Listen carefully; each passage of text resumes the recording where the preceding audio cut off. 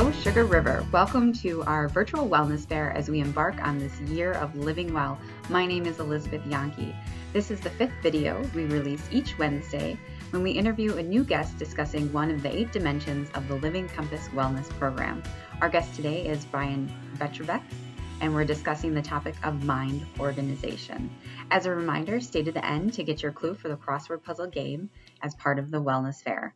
One of the prizes that will be in the drawing is this book, Mathematics for Human Flourishing. Don't be intimidated. It was recommended by Robin Calvi, and I've already read the first 2 chapters, and I find it very approachable, not too intellectual. So here's the interview. Thank you. Enjoy. Hello, Sugar River. My name is Elizabeth Yanke. I am here with Brian Vetrovec, member of the Sugar River team. He's also a financial planner, husband, father. And what else should we know about you, Brian? What other titles do you hold? I play hockey, but yeah, that's really about it. Juggler, we can put that down. Okay, excellent. So one of my father's favorite sayings, and it goes along with this topic of organization, is failing to plan means planning to fail. And I later learned that was actually something Ben Franklin said, so or an offshoot of what he said in that. So today we are going to talk about the Living Compass topic of mind organization. It talks about money, time, and possessions, and organizing our lives. And organizing our lives can be both a stressor and kind of a stress reliever for people. So whether it be time or money or possessions. So we're going to talk about all of that today. So many people settle into habits on how they use their time, money, and possessions. And a lot of that, I think, is determined by what we've observed from our parents, from other people in our lives, and how we feel about, our control over whether we can improve our circumstances or not.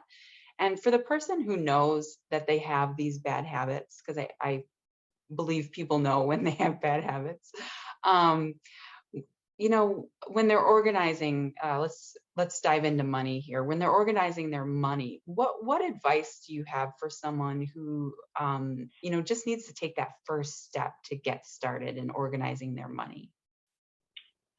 Yeah, so someone who, great question, someone who's looking to just kind of get things figured out and budgeting and whatnot. And so what I would suggest for someone like that is to really just to sit down and put together a plan, even if it's a small plan. And there's a lot of great software out there that's free. I know a lot of people talk about mint.com, Quicken. I work for a company called Fidelity Investments, and there's something there called FullView. And so a lot of these free softwares, you're able to then work out budgeting, where then you can pull in your bank statements, your credit cards, to see where is your spending going, how much you're bringing in, where is it going out, to help determine, are you kind of wasting money on unnecessary things? Are you having surplus to know that, is there extra money that you can save, whether it's for a house or for charities or, whatever goal of vacation you want. So that I would sit down, put together a plan and check out some of these free software to help. Nice, thank you. And specifically on retirement, I know there's a lot that goes into this. Is there any general advice that you can give us when we think about retirement? So planning for retirement is a question there? Yeah. We're going to go back to the P word. It's all about having a plan. And so really just having a plan, sticking to the plan. And what I would suggest, especially with retirement, I'm not trying to plug myself here at all, but it's working with some type of a professional. Mm-hmm. And the benefit of working with a professional is then you kind of have an outsider that's looking at your situation. They can understand your goals for retirement. What does retirement look like for you? How do you want to live through retirement? And then that's where you can have an outsider let you know, are you on track? Give you suggestions. Are there other things that you could do that can make your plan more successful? Mm-hmm. Are you going into the right investment, having the right amount of risk, or too much risk, too little? And then working with that professional ongoing. So I would meet with that professional, that financial plan or retirement plan, or at least once a year, to go through your situation to make sure that everything is still on track. Or, what if your plan changes too? Life events, things happen where maybe you want to retire earlier or later, or now you want to live, somewhere else and things look different. So then that's where that person can help you as plans may change for you. Yeah. Great. And thank you for answering my question of how often do we do that? And you said once a year. So At that's least, good to yeah. know. Yeah. And speaking of once a year, it's tax season, and we're going to talk about it. I think people have a lot of anxiety around taxes, and at least some people do, right? And so, there's everything from collecting the documents to making sure you're putting in the right numbers, or maybe you're choosing the right accountant, right? Someone you can trust. Do you have any general advice for how we can be less anxious during tax season? Yeah, so with taxes, I would say really for most people, keep it simple. Don't be overwhelmed. And I'll kind of go back to working with a professional again. Most people may not necessarily, and I'm not trying to speak poorly on CPAs, but most people may not have a complex plan. Mhm. If you're married and have a house renting, things like that, you may be fine with software, working with a place like H&R Block or TurboTax. I know TurboTax walks you through, are you married? Did you buy a house? Did you change jobs this year? And it'll give you ideas that, based on your situation, you could put money into an IRA, or you could do this or that to help your situation. The software is great. And I know a lot of these organizations have 800 numbers to talk with professionals to help with that. So for most people, I wouldn't get overwhelmed. Mm. If you own a business and have rental property and other things where it's more complex, then that's where, I would encourage you to work with a local CPA on that. But for most people, using some type of software like TurboTax or things like that makes it really easy. I also know a lot of that software then, it keeps all of your past tax returns, so it makes it very Mm. easy going forward. Yeah. And a lot of this software too. So for example, I work at a company called Fidelity Investments. And so as I'm going through TurboTax, it says, do you have investment accounts, retirement accounts? Where are they? And I enter my Fidelity login and everything feeds right over. So it can't get much easier than that, as long as I just mark if I'm married and have kids, and, enter my W-2 information, and then, click, we're done. Yeah. So long story, but I hope that's helpful. Yeah. Yeah. I think people, you know, need to realize it's not as complicated as we work it up to be. And if you just sit down and make the time, um, it's not so bad. I want to talk about spending time. Speaking of time, and I know the Living Compass series talks a lot about Stephen Covey's book, The 7 Habits of Highly Effective People, and President Eisenhower said this: I have two types of problems, the important and the urgent, and they're never both. And the the 7 Habits of Highly Effective People picks this up as well. And when we think about spending our time and spending our time doing important things that require thinking, or we can spend a lot of time doing little things that are quick wins. And many of us choose to go for the quick wins and check something off the list because that feels good. But there really is a need for spending big picture thinking time, right? And how do we go about setting time aside? You talked a lot about making a plan. How do we go about setting time aside to do that big picture thinking? Yeah, so setting time aside for big picture thinking. What I would say there, it's really, I'll go back to having a plan, but really with this, there's kind of a V word that I want to think about, and it's really having Mm. a vision to set goals.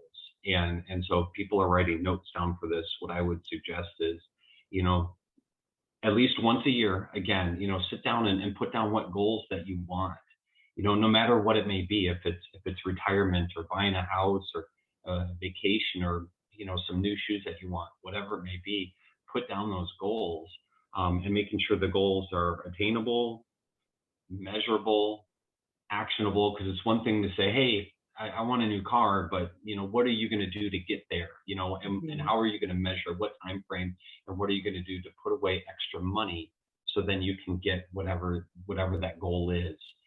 And I would have an accountability partner if there's a spouse, a partner, a loved one, where you can talk it out loud, Mhm. bounce ideas off of each other. But then with that accountability partner, then that's where you can encourage each other. Are you on track for that goal? Did you do, X, Y, Z of putting away money or time or whatever you're doing to then, have those goals? Um, but that's what I would say. But also, Elizabeth, I know you have some really awesome knowledge on this, so I'm going to put it back to you. I'd love for you to kind of share your knowledge and experience on this too. Yeah, thank you for putting me on the spot. Um, my background is in human resources, and I actually talk a lot about, and I've talked a lot throughout my career about setting SMART goals, right? And so, I feel like I have the tools and the capability to carry that out in my own life. I know that between Christmas and New Year's, I'm going to have some downtime, and I spend that time thinking through, what do I want to accomplish for the coming year? What do I want to accomplish within my community, within my family, financially, my physical wellness? What are the key things that I'm striving for? And some things are as simple as 10 glasses of water a day. And no joke, that's one of my goals for the year. Because certain days I get caught up in work and I'm too busy to drink water, and it doesn't help me later on in the day. I get cranky. And but then there are bigger things, right? Of retirement, and I want to put more aside for my retirement. So I want to make sure I'm putting aside a certain dollar amount per month. Maybe it's a volunteering opportunity. I'm looking for, ways that I can contribute to my community if I don't have something already. And so really just looking at areas where I want to improve, and taking the small steps to get there. But like you said, making sure that they're actionable, I think, is really important, and trying to figure out, what that means. If I was looking for a new volunteer opportunity, maybe I say, okay, I'm going to spend, an hour on the weekends, looking for something that I want to put my energy into. And I'm going to have that by March 1st or whatever. And so I'll try to make myself some clear goals so that, I do move along the line, and accomplish those things. So I'm a little bit of a nerd about it, but I do enjoy getting things done, and that's the project manager in me.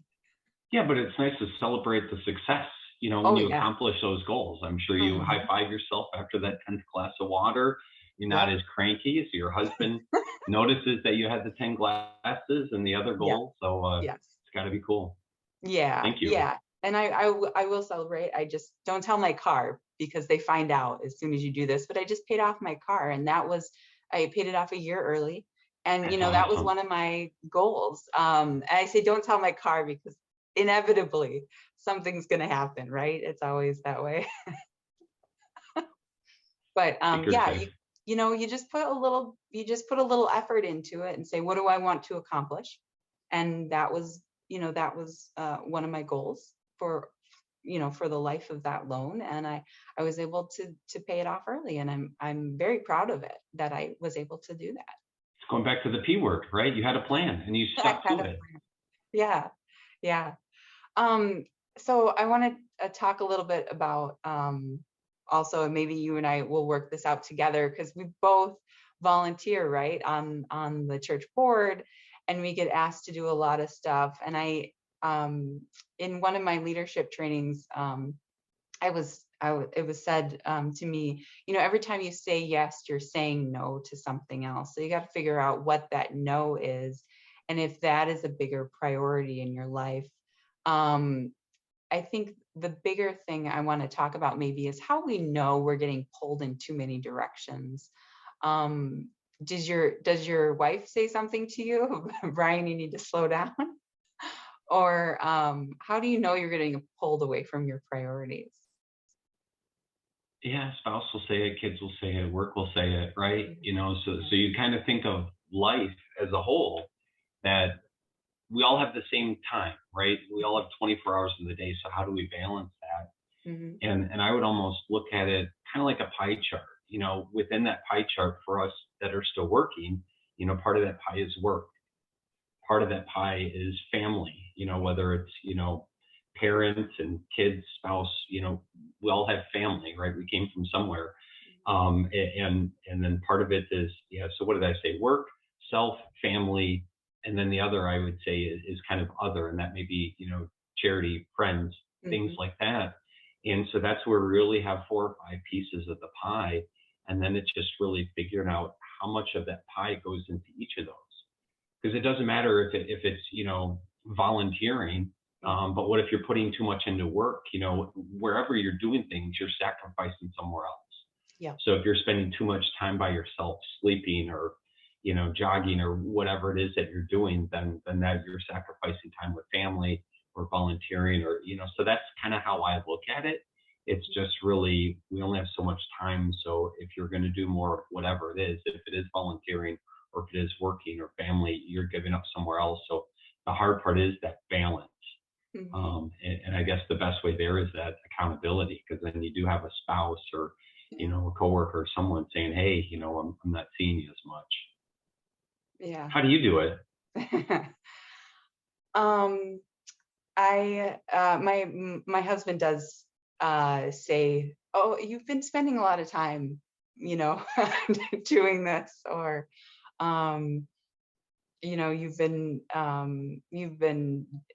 before the pandemic, right? You've been going out a lot lately, something like that. So, he'll remind me of maybe I should be spending less time doing something.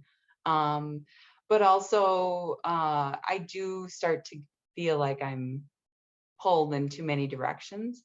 And so I do at times try to just sit down and say, okay, what can I do here? And then also reaching out for help, I think is so important. So I've been volunteering somewhere and I feel like I can't do everything I volunteered to do, right? I think it's okay for us to reach out to other people and say, hey, could you help, or could you help me figure out what to do here, and or pick up some slack here. And I think people are more than willing to help, and or help you find ways to deal with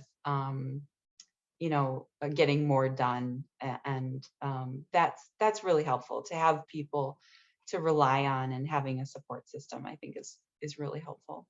And Brian, how did your faith play into staying organized and organizing your life? Um, so where faith really came into play is I like to help people. Hmm. And unfortunately with our pie chart, we only have so much time. So a lot of it does get, with family and with work. And so what I've been trying to do more is, kind of the further I've gotten in my career, I'm just trying to give more and more to charities. Hmm. And especially with the pandemic, I can't give more time, Hmm. um, you know, and so I've just monetarily, I've been just trying to give more, and finding other charities, whether there's, different humane societies, porch light, things for homeless. There's so many different, food pantries that if I can't do my time, what can I do to help make sure that they have supplies to help the people that are in need? Because Hmm. there's so many, it's always easy to look and say, hey, there's so many people who have it better than us, but Hmm. there's millions and millions who have it worse. Yeah. And there's so many people that need help, especially after all of this that happened in 2020. It definitely created a bigger divide, I felt. Yeah. So the more that I can, at least monetarily help out those in need, that's really what I've been trying to do more and more. Yeah, and this actually kind of comes full circle, right? If you want to be in a position to help those people, especially financially, you've got to have your ducks in a row before you're ready to assist someone else, right? And so we circle back to making our own plan.